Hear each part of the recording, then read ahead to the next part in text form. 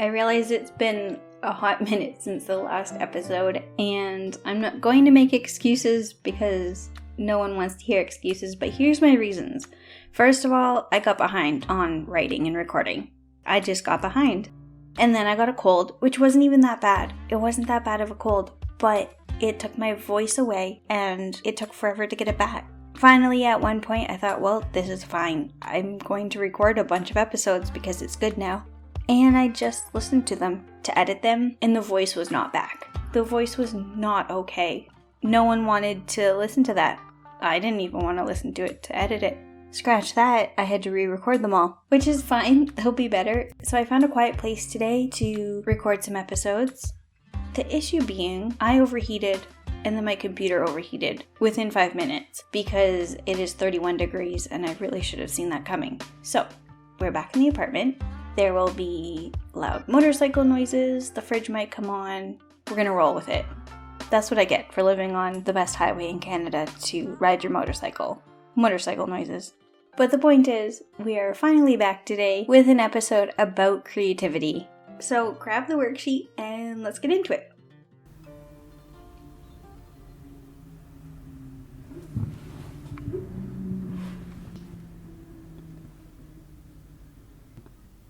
Oh my word.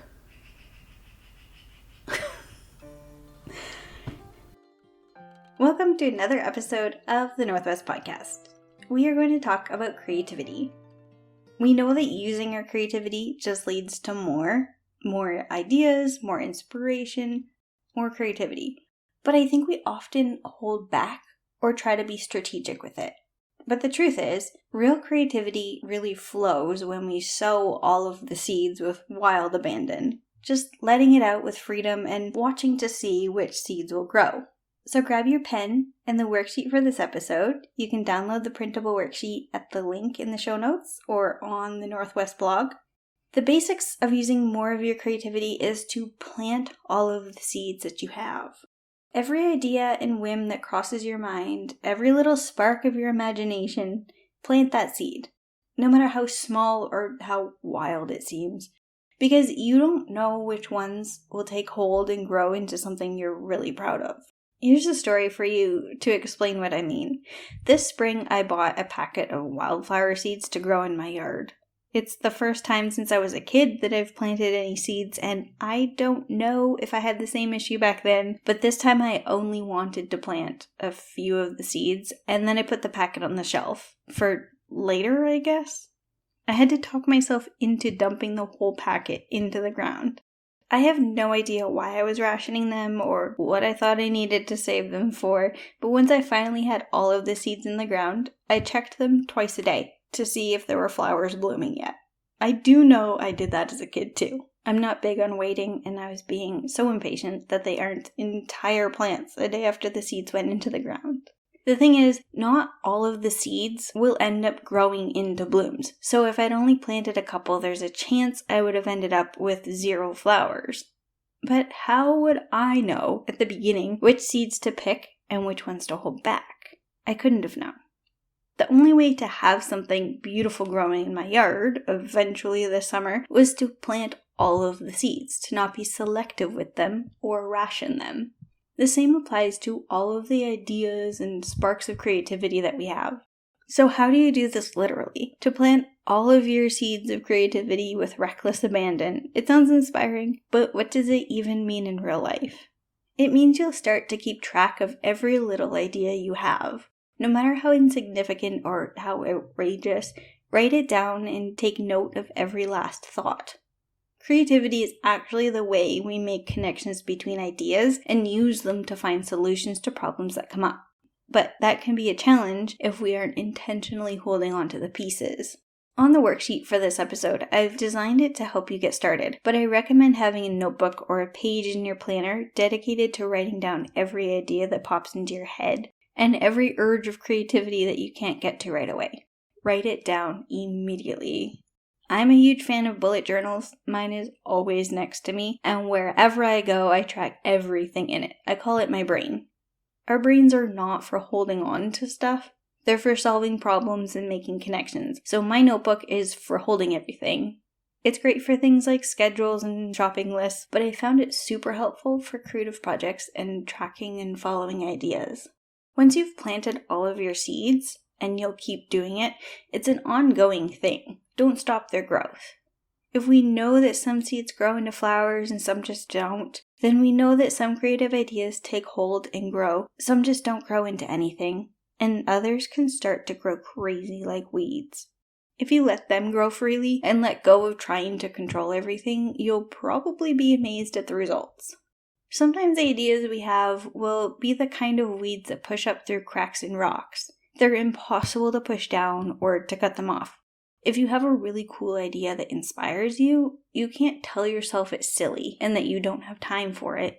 It's just going to keep bouncing back up. So instead of fighting the little urges, embrace them. You may not even realize you're pushing your creative ideas down. But have you ever thought an idea was too silly? Have you ever chosen not to write something into your notebook, secretly hoping you'd forget all about it? We also push down creativity by not scheduling any part of our day for it, because we consider it to be a waste of time, or we think it would be a waste of energy, which I'm here to tell you is false. Because doing things that bring us joy and light up our day is actually energizing. Completing a project that we're proud of is encouraging in the best way. Choose to let the ideas have the freedom to become something instead of choosing to squash them. As with any packet of wildflower seeds and any creative ideas, it's important that you don't save them for later. If you try to save them for later, what are you actually saving them for? And why? I have the tendency, I think a lot of us do, to save the best ideas for later. To hoard the really juicy social media posts or projects, whatever it is, because I think they'll have more value or impact if I try to have more strategic timing. Sometimes with technical marketing, it is a good idea to be strategic in the planning, but it's mostly not a great tactic for creative ideas. And newsflash, later can often end up meaning never. Saving the sparks of creativity and whims of ideas instead of getting started on the project means you're not sowing the seeds, and you're losing out on growing time for them to flourish into something. And what makes flowers better if you wait to plant them and water them? Nothing. Blooms aren't brighter or prettier if you wait to plant the seeds. I have something I call an emotional support to-do list. You know what I mean, the list of things we've been meaning to get to and just keep transferring over to the next list. Having this long list I rewrite into my planner every month is somehow comforting.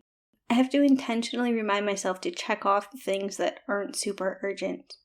If you have an emotional support to-do list like I do, or a list of things you aim to get at someday, this is your reminder to complete the things on it.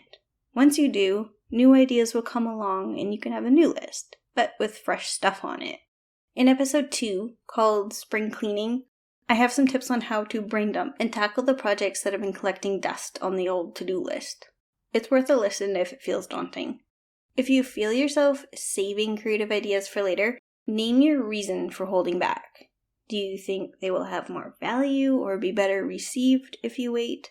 Are you just so used to having them hanging out on your mind that it's more comforting to keep them? To all of that, I say, get all of your ideas out. Old or stale ideas are like dusty roadblocks in your mind. They take up space in your brain, even if you aren't actively thinking about them. It's like having clutter in your house. It gets in your way and weighs you down. You can't move on until you put a check mark beside them. We don't know what's next, for better or for worse, and the only way to find out is to get past where you are. And the only way to get past where you are is to complete the level you're on. Ideas that you're just sitting on block your creative flow, so don't let them keep you from moving forward and exploring new ideas. If you're holding on to things you feel like you should be doing, or even want to be doing, take a second to identify the reason you're doing that to yourself. Then find a way to let them all roam wild and free. Either by checking them off the to-do list, or, hear me out on this one, toss them into the trash. In my opinion, the most beautiful gardens are fields of wildflowers that are actually mostly colorful weeds, technically, and absolutely no care was taken when they were planted. This is when you stop trying to conform to anyone else's or your own preconceived idea of perfection and just let your ideas grow wild. What results from that is an untamed kind of creativity, the most beautiful kind. In northern BC last year, there were historically enormous wildfires that tore through an absolutely insane amount of land. Almost immediately after the flames passed out of an area, fireweed flowers sprung up so thick, blooming in acres and acres of bright purple, a solid sea of color.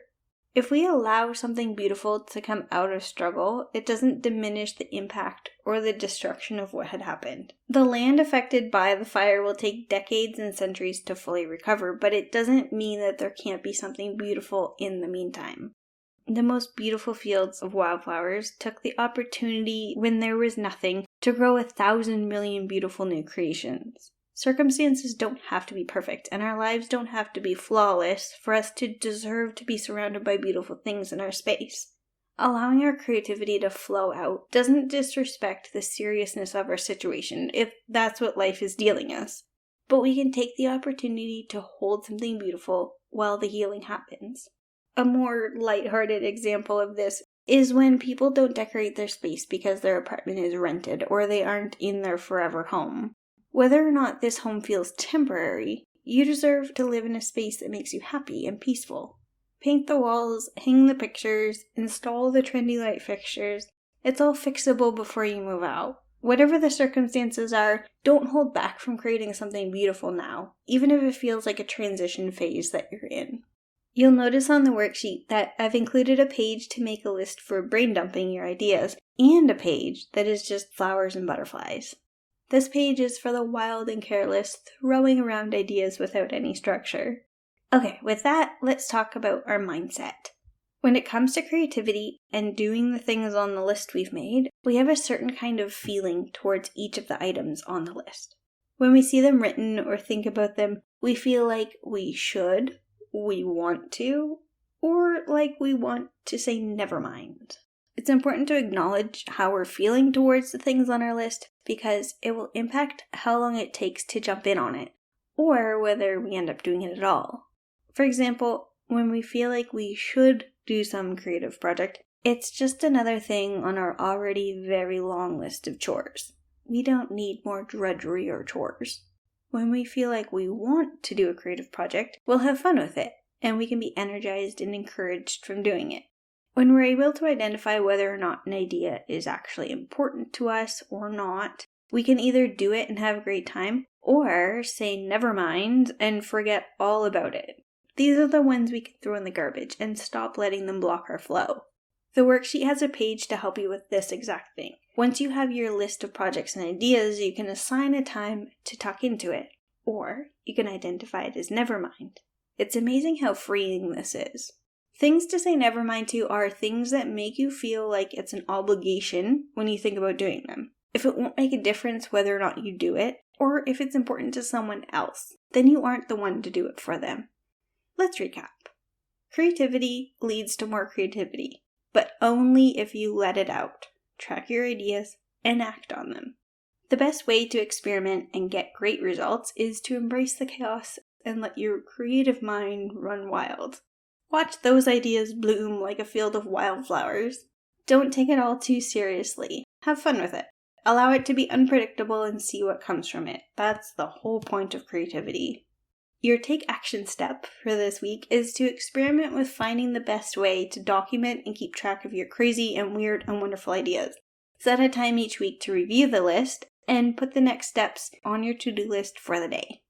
The goal isn't to finish every project immediately, that's not even possible, but we want to see what results start to show when we take our own creativity seriously enough to remember it and act on it.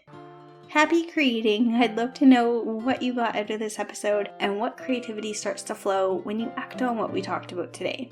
Send me your photos, stories, lists, whatever it is, so we can be inspired together.